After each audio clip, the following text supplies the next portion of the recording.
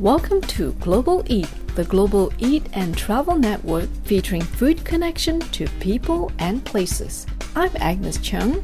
Our special guest today is Chef Betty Vasquez, culinary ambassador for Riviera Nayarit and judge for the first ever MasterChef Mexico. Tell me a little bit about Mexican gastronomy.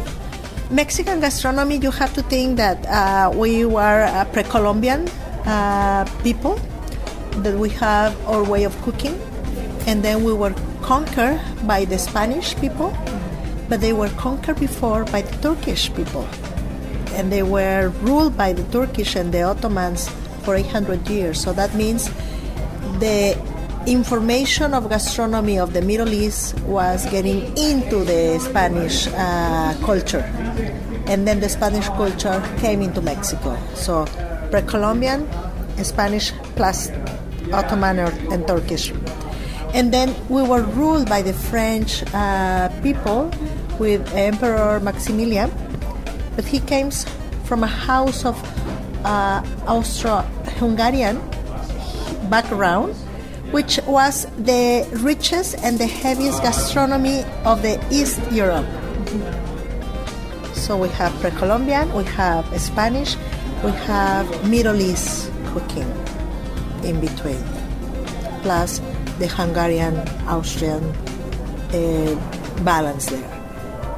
But after that, by the coast, on San Blas, where I live, it was the last port of call for the Spanish crown. And through that port of San Blas came the China trade. That means all the flavors from China, Philippines, India came and went through San Blas to go through Mexico, because the meaning of the discovery of America, it was especially because of the spices. So all the spices that were brought from Orient came through Mexico in order to go to Europe. And you know that some of the spices were left behind. So the richest part of our gastronomy is not only the pre-Columbian, which means corn, squashes, tomatoes, chiles. Those are harvested in the cornfield, and that's the root of our cuisine. That's why we are called children of the corn. But also it's a mixture of many, many cultures. And when you think and people start saying, we find a new definition about food and cuisine, and they start calling fusion cuisine, I say, fusion cuisine has been there for ages, for at least 300 or 400 years.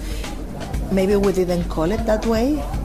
Maybe it was not as fast as it is today because of communication, but people were brave enough to travel from Europe to America and from Orient to America, bringing techniques, bringing flavors, bringing ingredients, bringing ways of cooking to enrich one big country, which is Mexico.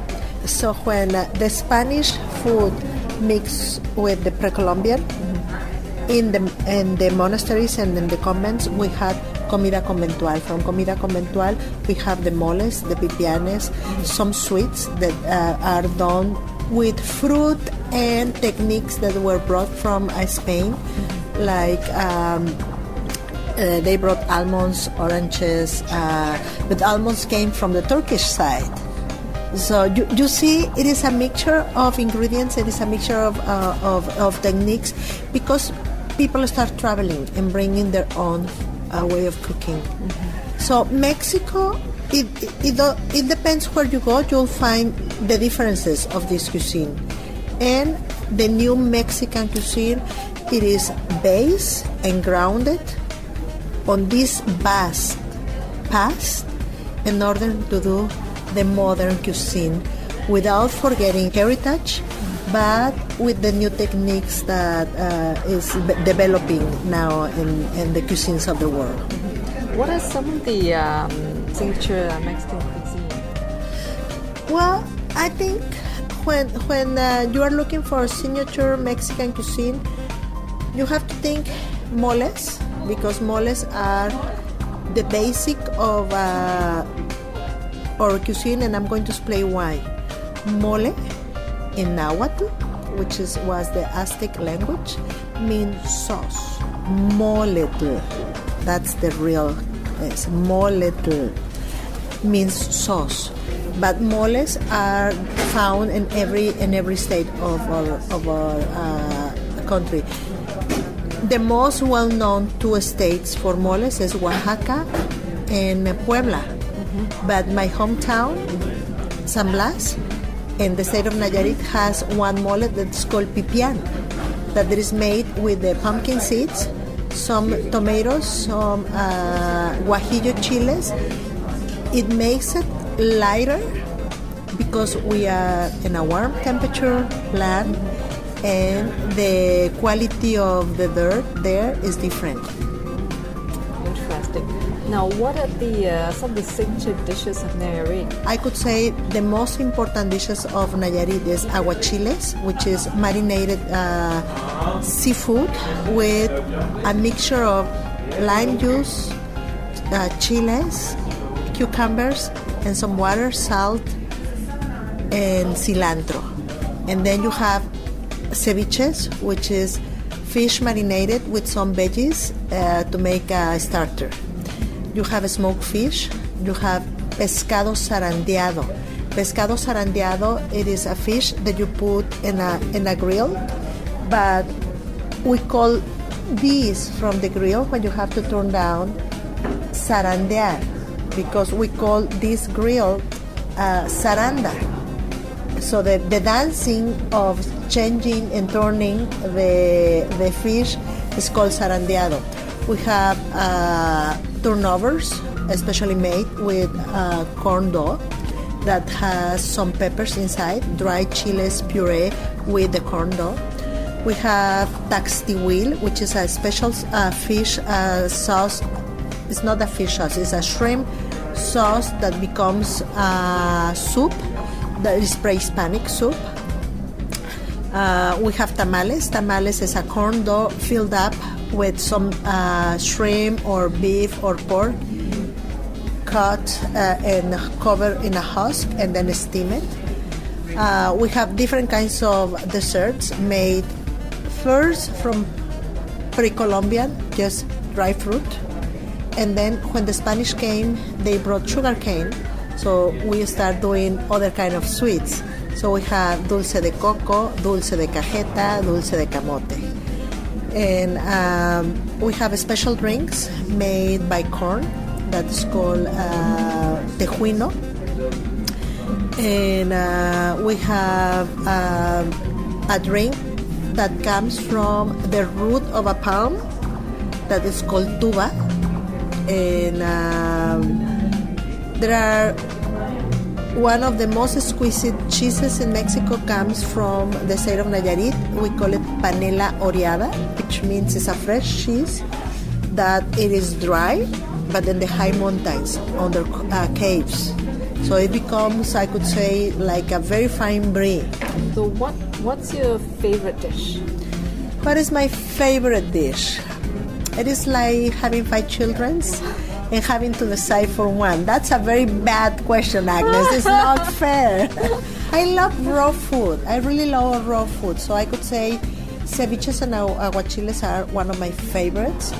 I like taxtihuil, the pre-Hispanic soup I told you about with shrimp. I like smoked fish a lot. I like simple food. I think fine food doesn't have to be very complicated. It has to be made to perfection with the freshest ingredients. When you have a fresh fish and you open the fish, it's not the white meat that gleams, that shines, but there is like a blue color of the meat because it's full of life. So that means it's very fresh, very, very fresh. I think sustainable cooking, it involves many people, but it can be done. It can be done. You support the community around your area. And I promised myself a long time ago that I wouldn't cook with ingredients that has been traveling more than 100 kilometers.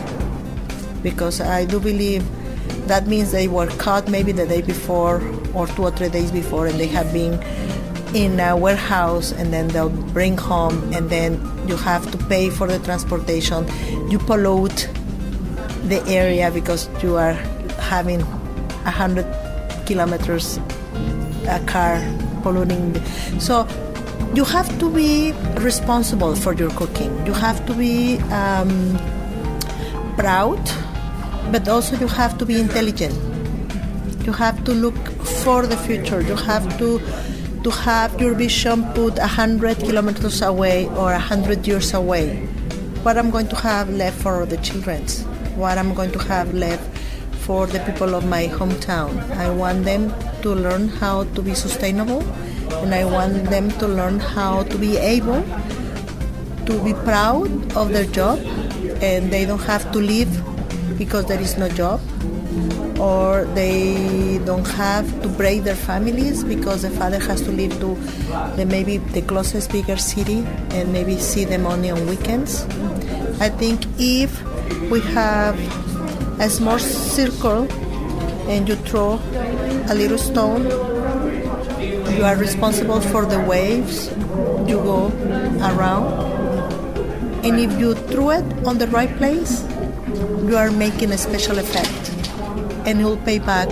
Maybe I won't see it, which it's okay, but I know I have started the movement, and I started the root of a good movement for the next generations. Thank you very much. My pleasure.